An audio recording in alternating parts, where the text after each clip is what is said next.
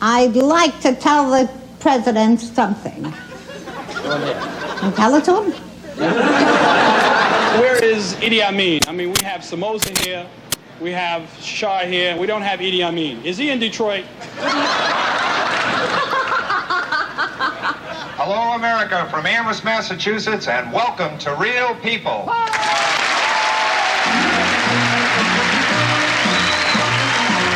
Tonight, live from NBC in Burbank, with videotape and filmed inserts from practically every place else, NBC presents Real People.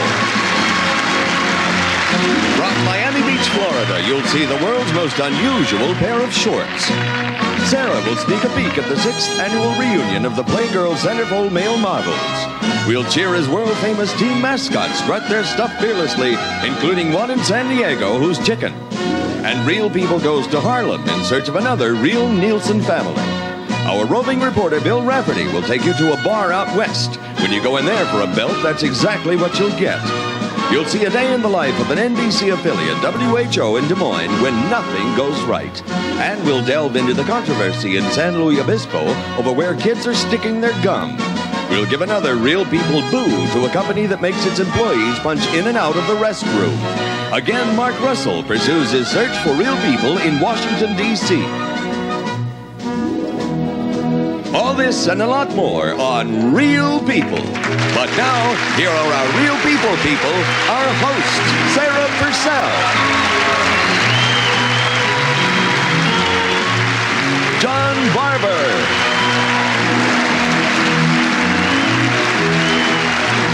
Skip Stevenson.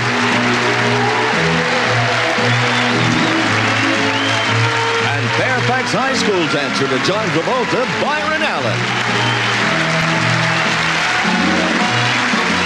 Once again, NBC presents Real People, an effort to preserve the stories of special individuals so their unique contributions may be misunderstood by future generations.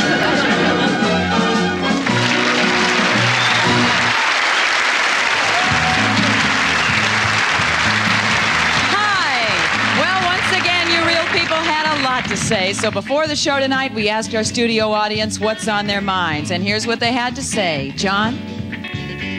Jerry, young man, would you stand up? Do you have something you'd like to get off your chest? I'd like to say hello to my mother. Where is she? Right here. What do you have to say? Well, today Ted Kennedy announced that he might run, and I think before he runs, he ought to learn to swim. Jack, you got something to say to us? Look out there and talk to America. Yes, I'd just like to say that after 9 days, marriage is great. You've been married 9 days? 9 days. Happy anniversary. Sarah? What do you have to say? How come there's not enough fuel for our homes and our cars, but they have enough to bus children across town to schools? Mm-hmm. Good point. Thank you. Byron? What do you have for it? I'd like to say hi to my parents in Boston, Massachusetts, and then tell everyone that Marine pilots are real people, too. We have a young man in the aisle. I'm from Seattle, Washington, where it never stops raining, and it's good to be here in sunny California. And is Sarah Purcell married? Oh, sweet. John, did you get his name? Thank you. We get a lot of greetings as we travel around this land of ours. Down south, they say, how do. Out west, they say howdy. And in the big cities, it's everything from hey, baby, to hi, guy. But whatever the words they use, the greetings are sincere. The faces are friendly. People are real. God, I love this job. Go ahead. We'll be right back with more Real People.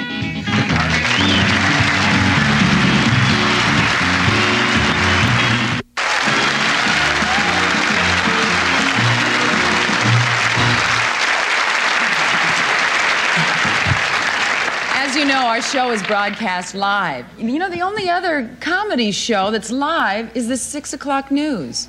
Well, on all live shows, you'll occasionally see goofs.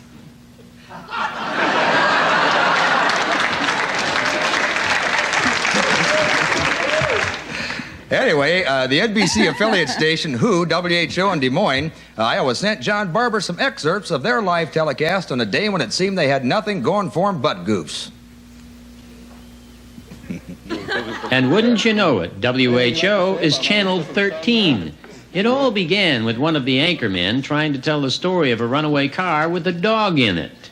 In Baltimore, a man left his dog in the car and went into a service station to get a map.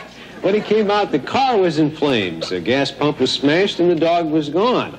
The dog had knocked the car's gear shift lever into reverse position. When the car started rolling, the dog got scared and jumped out the window. It continued with the sportscast.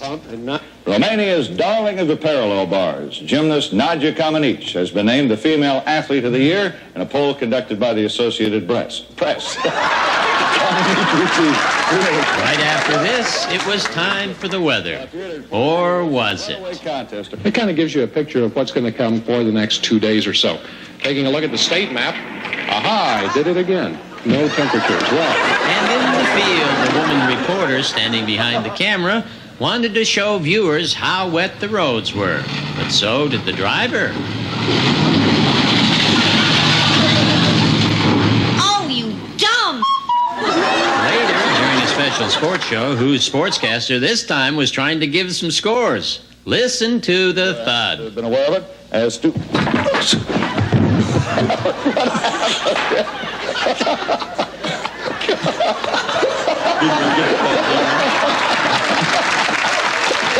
our day ends with singing America the Beautiful. Waves of grain for purple mountain majesties above the fruited. Now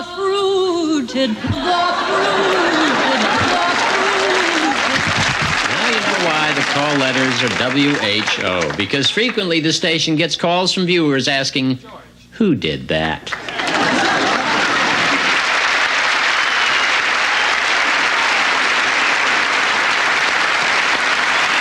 Well, all over the country, kids are going back to school. Not all of them. Some of them are a day or two late. We like to read you some excuses teachers around the country have received from parents whose kids were absent the first day of school. This one, courtesy of Sherry Picken, Union, New Hampshire. My son is under doctor's car and should not take PE. Please execute him. From Bobby Lemons, Dandridge, Texas. Please excuse Diana from being absent yesterday. She was in bed with Gramps. There is more sickness in Chaffee, Missouri. Please excuse Gloria. She had been sick and under the doctors. Jordan Hensley, Bloomington, Indiana, sent us the ultimate cop-out. Please excuse Jimmy for being. It was his father's fault.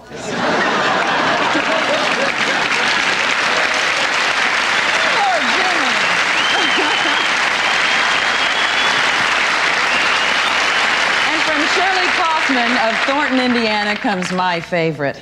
Please excuse Andrea for being absent January 28th, 29th, 30th, 31st, 32nd, and 33rd. If any fun things are happening in your school, send them in. If we use them on the air, we'll send you a Real People t-shirt. So, hey. Send it to Real People, P.O. Box 48396, Los Angeles 90048.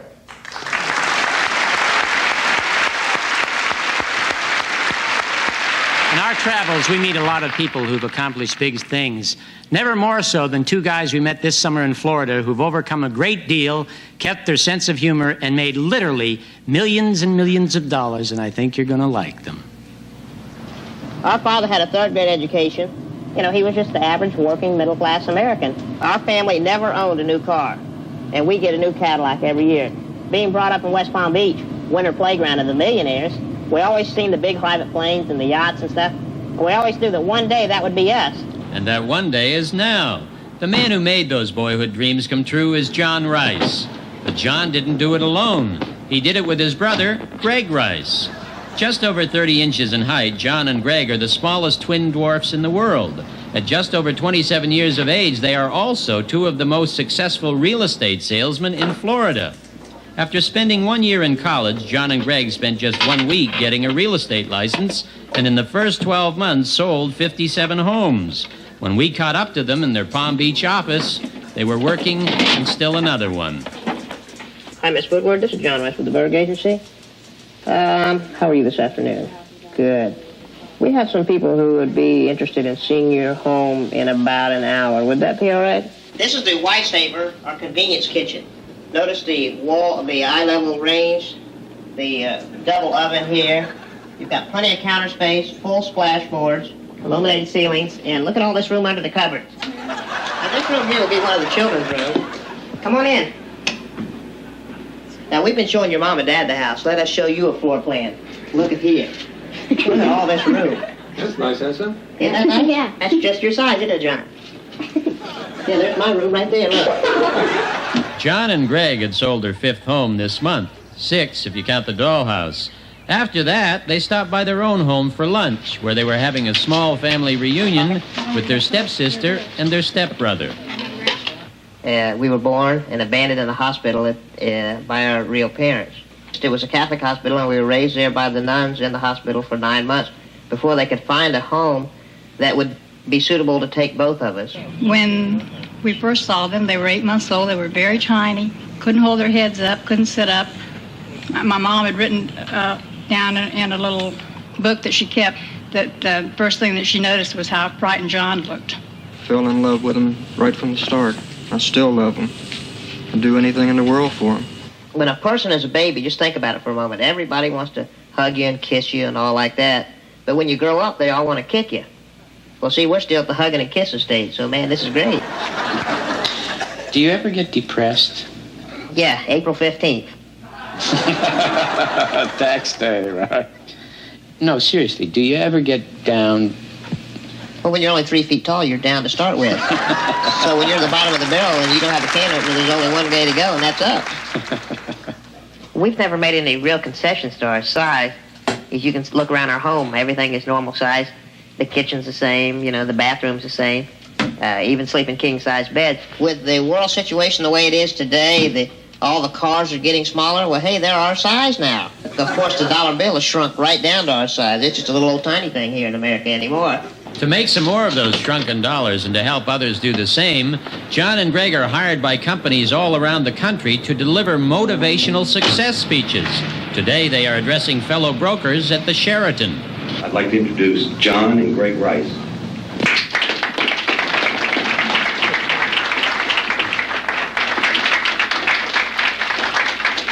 We were in Atlanta last week. We stopped by this clothing store. The first one we came to, and it happened to be a tall and big man shop. And we walked in there, and the guy, you know, working there came up and says, can I help you? And I said, no, sir, we're just in here setting goals. You got to have goals in life if you're ever going to get anywhere, because it's like going on a trip without a road map. If you don't know where you're going in life, you'll never know when you get there. And I just like to leave you with one little thing, and that is that life's battles don't always go to the strongest or the biggest man. But sooner or later, the man that wins is the man that first thinks he can. Thank you. After giving their second 1-hour speech this week, John and Greg stop at a drinking fountain that's taller than they are. But nothing is too big for John and Greg to handle, as you'll see. Can I help you guys? Yeah, would you mind giving me a lift here? Sure. Ready? Yeah. Ugh.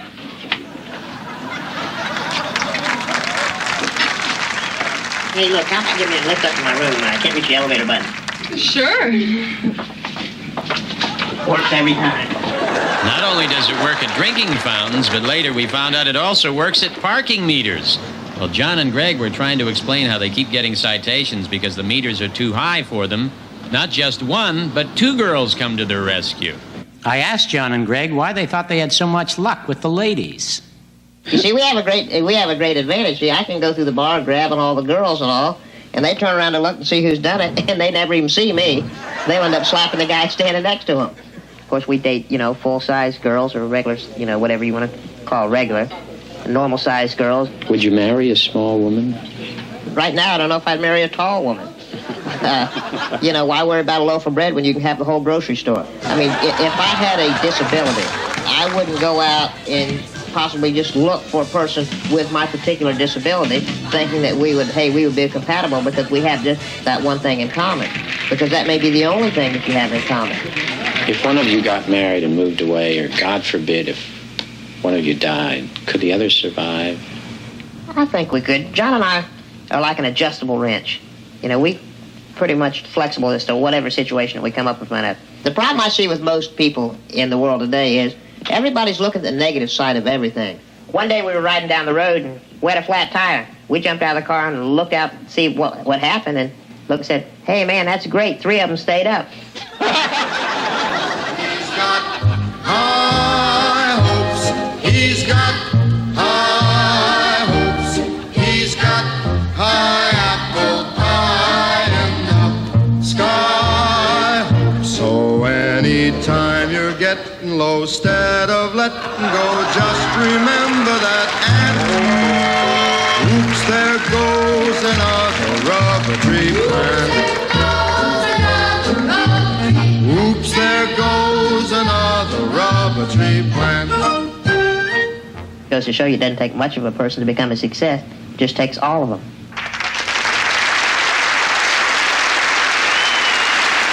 Go ahead, kids, say it. We'll be right back with real people. All right.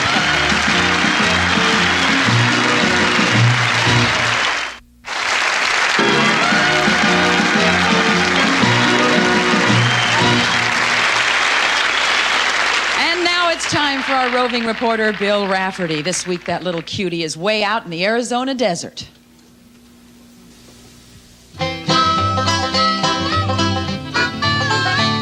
Growing up in New York as a kid, I see stuff like this. I just can't help but think of Indians, wagon trains, those great cattle drives. The end of the cattle drive, the cowboys would all head to the saloon. And then those big fights that break out, those big brawls, and they'd break the mirrors over the bars.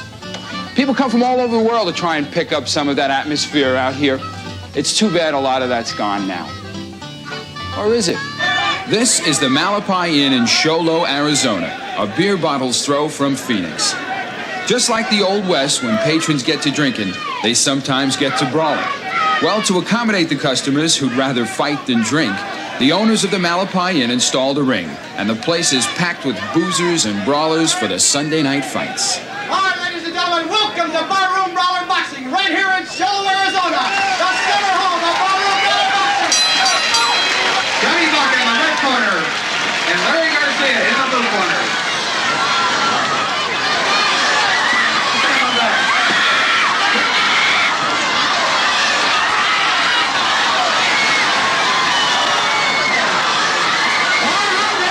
Every Sunday night, there are 15 fights going 3 rounds each.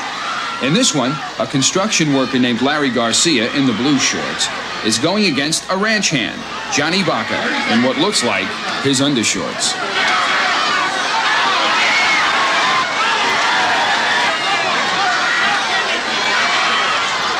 Larry Garcia told us what he thinks about when he's in the ring. My mind just blanks out, like I don't know him or anything. I just keep boxing. And Johnny Baca told us how he felt. It's a great sport to get into. I like the crowds. I don't know, it really psychs you out.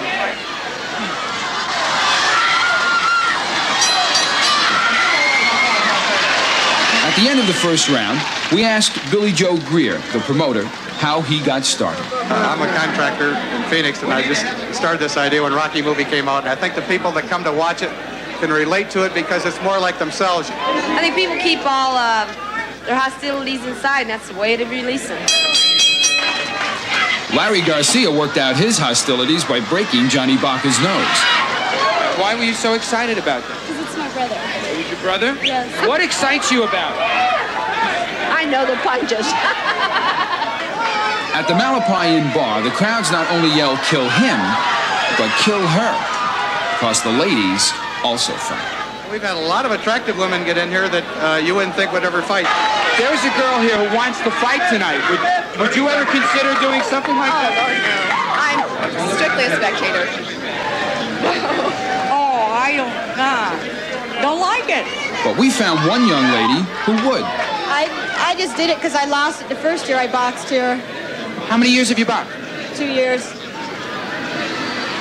And Teresa Coleman, a young secretary, was back for her third year, this time to take on Doris Ebert, young student.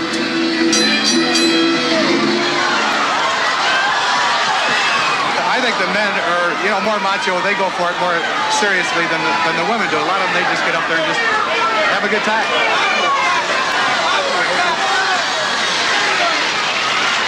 What do you think about the ladies boxing? Like it. It's fun to watch.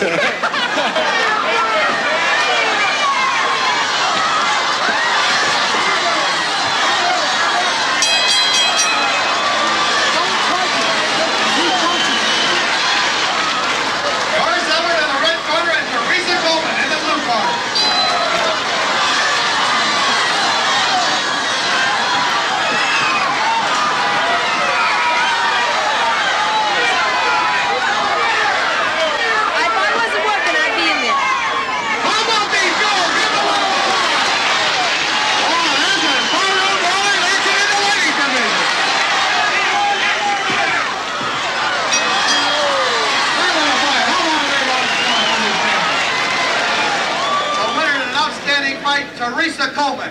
But we'd also like to give Doris a trophy also. She did a great job up there. Gals, thank you very much for watching the Barroom Brawlers. Well, America, no more stagecoaches, no more wagon trains. I haven't seen a cattle drive in years. But the barroom brawl is still alive in the Wild West!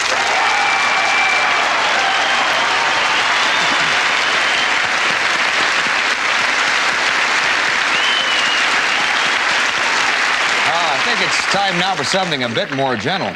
Sometimes even our nation's churches are faced with plain old down-to-earth, ordinary worldly matters, like parking problems. How do they cope?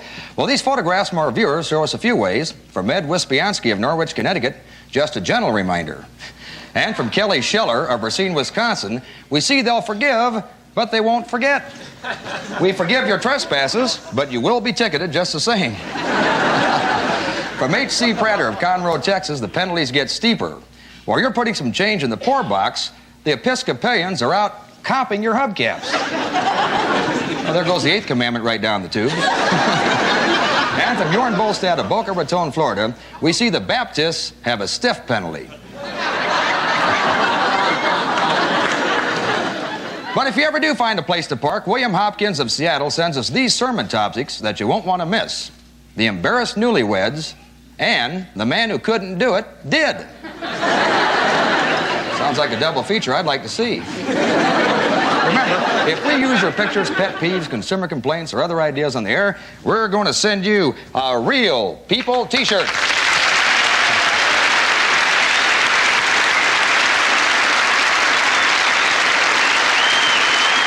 This is beautiful San Luis Obispo, a small, quiet town located halfway between Los Angeles and San Francisco. The kids, they don't smoke dope, they don't take pills, they don't swallow their goldfish, they don't make phony phone calls. But they have come up with the most unique and different way to bug their parents. It's the wall. That's right, it's the gum wall. And if it looks like the bottom of a school desk, it's because kids have been sticking globs of gum on this wall for the last 10 years. It's the only wall of its kind in the whole world, and the kids are proud of it. I think it's very gauche, and I think it's a detriment to the town. It's nauseating.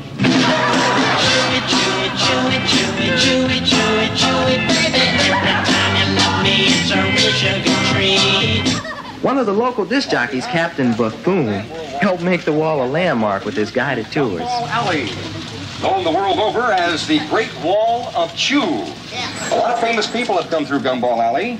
Dolly Parton laid this in 1976. And that, of course, is Double Bubble. The president of the Gay Student Union was through here and laid this flower out of juicy. And, of course, Johnny Carson came through not too long ago. But unfortunately, the only proof we have is a piece of gum by John Davidson. Later, we talked to one of the local merchants. I think the older people in town feel that it just isn't the right thing. It isn't sanitary, and it's deploring looking. I am addicted to gum. You would not believe how addicted I am to gum. Our store is the second store down from Gum Alley, and I will have to admit that it has caused a boom in gum sales, especially bubble gum. Give me your gum. Let me have your... Chew it, chew it, chew it, chew it, chew it, chew it, chew it, baby. Always got a mouthful of such sweet things to say. Chew it, chew it, chew it, chew it, chew it, chew it, chew it, baby. Chew is full of sugar, and I love her that way. Oh, I love to kiss her, love to hold her, love to miss her, love to scold her, love to love her like a... I think it's disgusting. I think these walls are a very sticky business. I do too. Before I asked the mayor what he thought about the wall. As long as they keep it clean and it doesn't create a nuisance to the city, I certainly would endorse that they continue to use it. Chew it, chew it, chew it, chew it, chew it, chew it, chew it, baby. Every time you love me, it's so misery-free. Chew it, chew it, Folks, I hate to say this following the gum wall, but stick around. Well,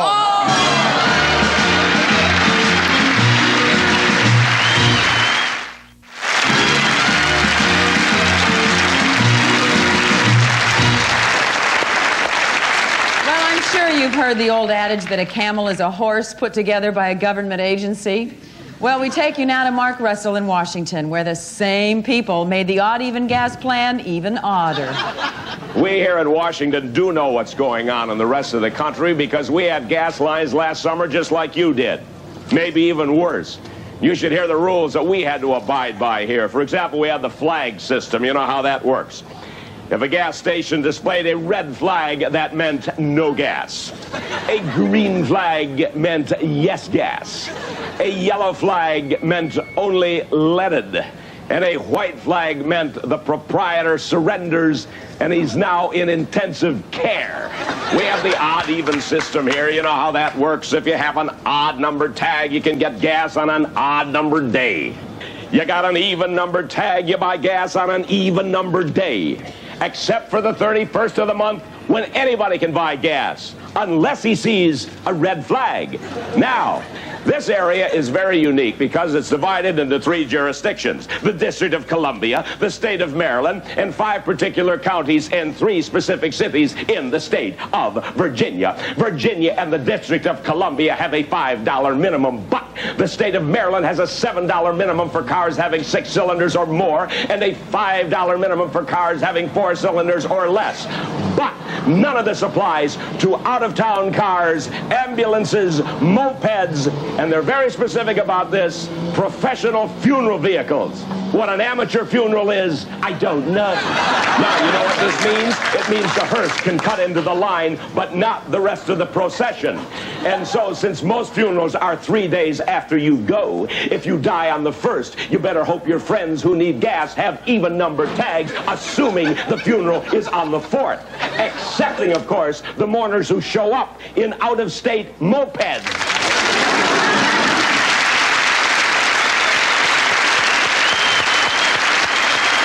The next story that Skip did is about an unusual team mascot. You know, John, back in Nebraska, our high school's mascot was a horse, and it was my job before the game to lead him around the field. And then one day the coach told me it didn't look right walking, it would look better riding. So I tried it, but it was even worse. How come worse? Because he was kind of big and heavy, and he kept falling off. Another chair spins around as we go to Major League mascots. In Major League sports today, much of the cheering isn't for the guys in the baseball and football uniforms, but for those in the mascot uniforms. The St. Louis Cardinals have their Firebird. In Philadelphia, they have a creature called the Fanatic. In Pittsburgh, it's a parrot. Mascots are being discovered everywhere. In New York, Montreal, Baltimore, Oakland, Boston, Atlanta, and Houston. But this is San Diego's mascot. The man in the bag is Ted Giannoulis on his way to court.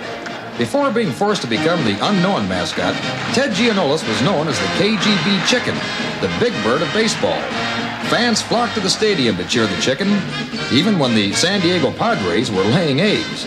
I turned into a folk hero of sorts. This is my 6th year of doing this kind of work now, and I'm enjoying it. It's more like a hobby, making people laugh. And at one sitting, listening to thousands of people laugh on some particular shtick or routine is really an emotional uplift. They really are spur-of-the-moment improvisational, spontaneous ideas established in a sports setting, be it, for the most part, a Padre game or a football game. But if it gets a good reaction, I'll remember it and make it a permanent part of the repertoire for the next time around. Sometimes, the next time around turned out to be another town. Chicken's fame spread, and fans were hollering to see the Chicken strut his stuff, as he did here at a basketball game. Because he had flown the coop without permission, management at KGB Radio fired him. We have terminated Ted Giannoulis' salary, and we have filed a lawsuit in San Diego Superior Court to protect our rights. The courts upheld KGB's position, and Ted became a man without a uniform. Well, at first I was heartsick. There's no question about it. For 5 years I worked as the Chicken in San Diego and worked with sports teams in San Diego. And in essence, the judges divorced me from that. Then, station management figured a Chicken by any other name would still please the fans. The KGB Chicken still exists and will continue to appropriately represent the people of San Diego. But the fans booed the new Chicken right out of the stadium. And pickets followed him wherever he appeared. KGB has an idea that we don't care who's in the chicken suit. They've suspended Ted. Ted's the person that San Diego for 4 years has fallen in love with as a KGB Chicken. They think that just by replacing him with another person, we'll still keep the suit. We like the suit, that's it. It's not it. We want Ted in the suit. He's the one we love. I caught up with Ted at the San Diego Zoo. He didn't wish to appear on camera. He felt the fame belonged to the Chicken. And if he had to wear a paper bag to court, he said the station's victory was much the same. Well, it's a paper victory. I think basically they have the right to hang up that costume in their closet, and that's about it. Now, you can't no longer dress in this particular outfit. Not that particular outfit. Because of what it says there. So what'd you do? Well, I put some Chicken ingenuity to work and sat down at the drafting table and designed my own costume.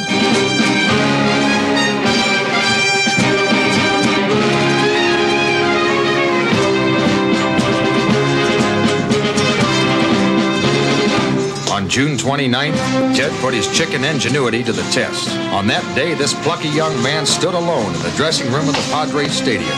His heart pounded, and his nerves crackled as he strapped on his new yellow head with its orange beak. With his dreams, he strapped on his webbed feet and a proud and cocky orange tail. He was even more isolated as he locked himself in a styrofoam egg that took him onto the field under police escort. 47,000 fans witnessed the fact that Ted Giannoulis had finally come home, a born-again Chicken.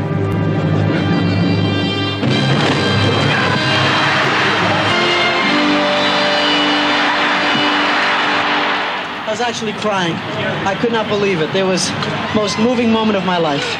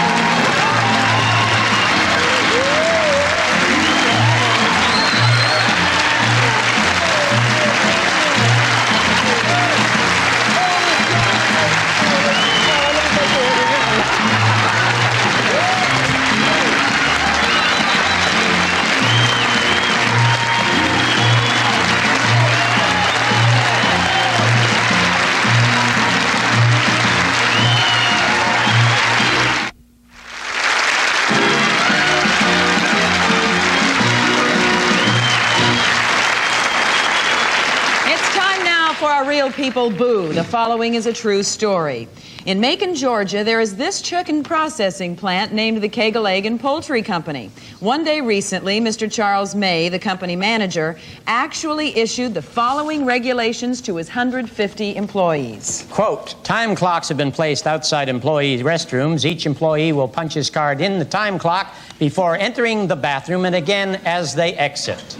Any employee will be allowed to visit the bathroom 8 times in any 4-week period, with a 5-trip limit in any 2-week period of the 4 weeks, with maximum time away from the job 5 minutes, unquote. Sarah, by the time they figure all that out, it could be too late.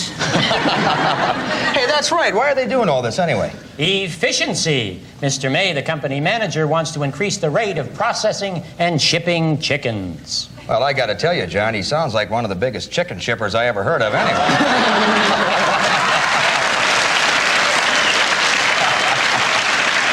You know, anyway, hey, these employees are under pressure. That's right. These poor people are going to have to tighten their belts. Wait a minute. They better not do that either.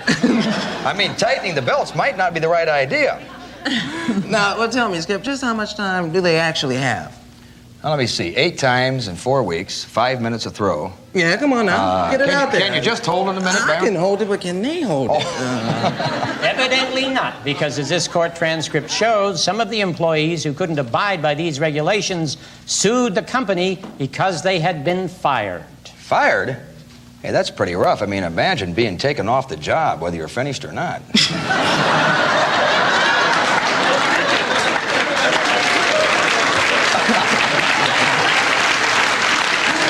Something ought to be done. And we're going to do it. If the Kegel Company is going to give their employees that kind of deal, we ought to give the Kegel Company something in return. So let's give it to them. Mr. May, for letting efficiency go to your head, but not your employees, here's to you. A real people boo. Are you ready, audience? Boo!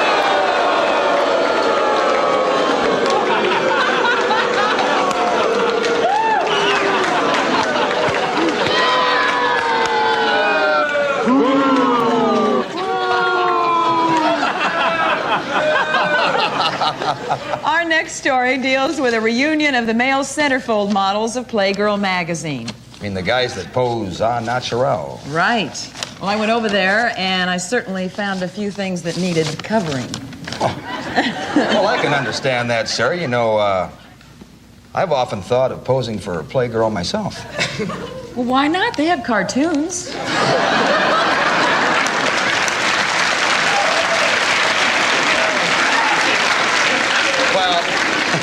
Be that as it may, Sarah. According to the publishers of the magazine, some American women are not afraid to admit that they enjoy the same sensual pleasures as men do. You know? And that includes the desire to see provocative photos of the opposite sex. Well, here she is, Sarah Purcell, American woman, out to pick up her first copy of Playgirl magazine. Now, I want you to know that I'm as liberated as the next person. It's just that I've never bought a nudie magazine before. And there are nudes, all kinds of nudes. And of course, the main attraction, the Playgirl Centerfold Man of the Month. Is it, excuse the expression, hot magazine? It's a hot magazine, especially this issue. This has got tushes in it, especially. Oh boy. Why do you think women like this magazine?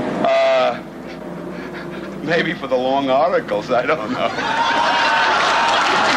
And what do American women have to say? Look, it's just not a magazine that I would care to purchase. Why don't you give me a hair dryer? Let me dry my hair first so before I get wet, so then I'll get... It's interesting. What's interesting about it? The men. Mm-hmm. Would either of you like to have a job on the magazine? I was going to say, look for the Mr. Playgirl. The years. This guy came in today. Have you seen these? Yes. He looks young. Yes, but he has a nice body. Photo editor Dina Capozzoli and associate art director Michael Hodgson pour over hundreds of photos sent in every month by centerfold hopefuls who are after the exposure and the $750 fee. I think he's, So have you talked to Diane about that? Do you like the tattoo? Yeah, that's always a problem, isn't it? Especially when it only says Tom. Why are the male nudes in the magazine? Well, women have a right to be curious. 30-year-old Ira Ritter is the owner and publisher of Playgirl magazine. In my mind, that we are a part of what we'll call, not a part of, a leader in the sexual revolution for women. We're the first publication that came out that said to a woman, you can buy a magazine that has a male nude and not be ashamed to buy it. You pick it up at the newsstand? No, I don't. I'm always shy about doing that. Leslie Bevins sees aspiring centerfolds whether she wants to or not. I've relieved the switchboard, and you get your share of major lunatics that we attract them. They call in, they come in. There have been occasions where gentlemen have come in and wanted to show their qualifications in the lobby. I've come to sing to you all the way from L.A. Ellis Beechin tried to sing his way to centerfold exposure. He got into the Playgirl editorial offices by posing as a singing telegram messenger. Give me hope start. La la la la la la la la, like that. Did you ever get to be a centerfold? We're still talking about it. At first, people come into my office, the first time they look at my couch, they ask if it's a casting couch. That's the traditional... Diane Groskopf is the 25-year-old executive editor. She knows how to handle the job, but sometimes she has trouble talking about how she handles the job. When you're subjected to or exposed to so many great-looking men, normal men are a little run-of-the-mill. They're normal, so to speak. We have men who walk in and out of here on a daily basis who have not only nice faces and good personalities, but good gorgeous bodies and really well built.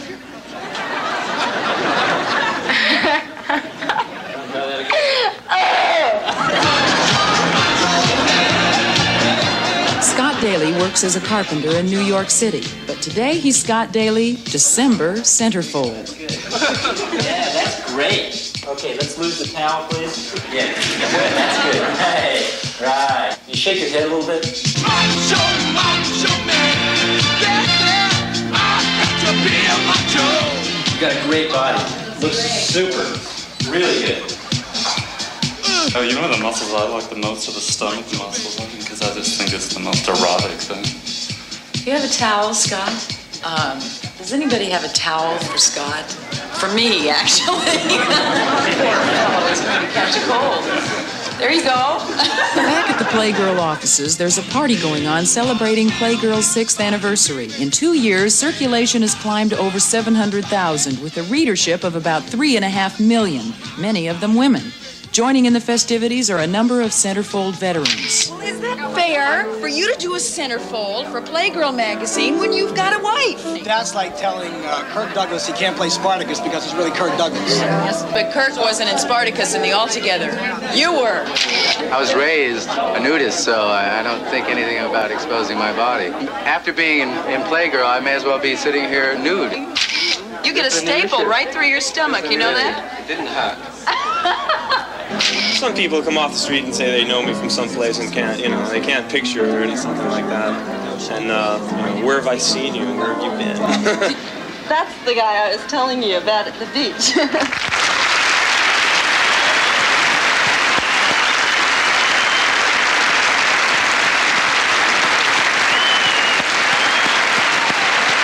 And now for some different viewing habits. Last week, we did a story about the viewing habits of a Nielsen family in San Diego. Since then, we have heard from other families named Nielsen from all over the country, who said no one ever asked them what TV shows they watched either. We heard from Chinese Nielsens, Puerto Rican Nielsens, and a Nielsen family in Utah that has over 500 members. So this week, John went out to find another real people Nielsen family. Many people feel minorities are not accurately represented by the Nielsen television rating service. So we went to Harlem looking for a family named Nielsen. We found a bachelor, 43-year-old Fred Nielsen. During the day, Fred works at a settlement house for senior citizens, and at night attends Empire State College, where he's majoring in labor relations. Before I really became a serious student, I was really addicted to television. But since I've been in school and I really don't have time to watch a whole lot of programs, so then I have to begin to focus in on quality television, and there really isn't that much. Fred prefers what he can see from his balcony to what he can see in the tube.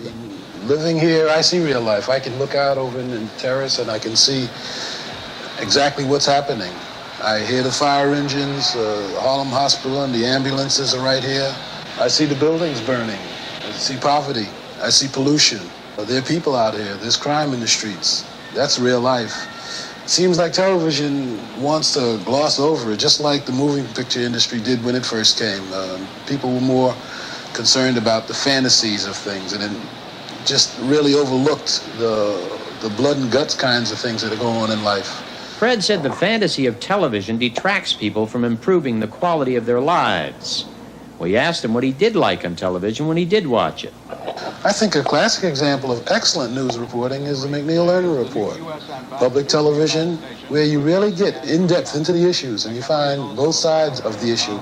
I'm an avid basketball fan and I enjoy football as well. And it's a good thing that both of the New York teams are losing, so I don't really feel that compelled to watch them. I think there's no substitute for live entertainment. I think television is a good adjunct for people who can't afford to get to it or have a great deal of difficulty, like the senior citizens with whom I'm working with. Fred observed that blacks in television are depicted as equally unrealistically as are the whites. His primary concern, therefore, was not over blacks in front of the camera. They're not involved, certainly in the policy-making end of it. Television seems like it always supports the status quo. It's an industry which is regulated by the people from the industry.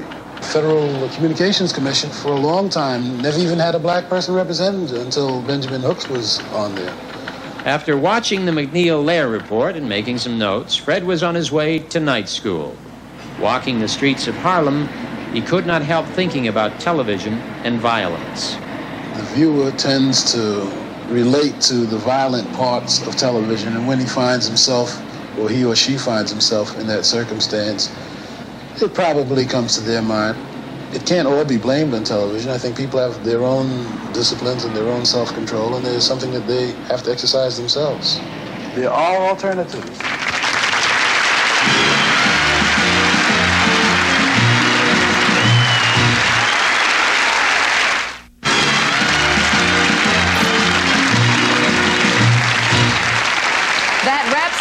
Thanks for your attention, but there's still a few thoughts that we'd just like to mention. Jimmy Carter was on the Emmys in response to many queries. Some think the category he fits best will be star of canceled series. Jerry Brown was in New Hampshire getting the voters ready. But when the voters spoke to him, they hollered, "Where the heck is Teddy?" To keep from going broke, Chrysler asked to borrow millions and millions of bucks, but the taxpayers told Chrysler where they could put their cars and where they could put their trucks.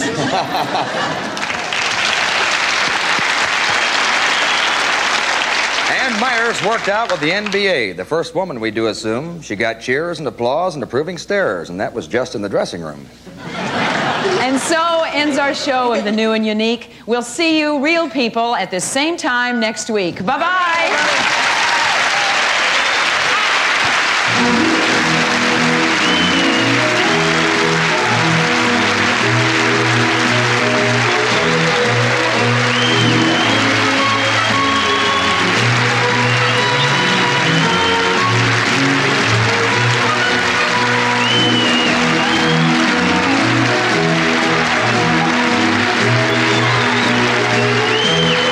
Next week on Real People, you'll see a living buffet table loaded with meats, cheeses, and girls.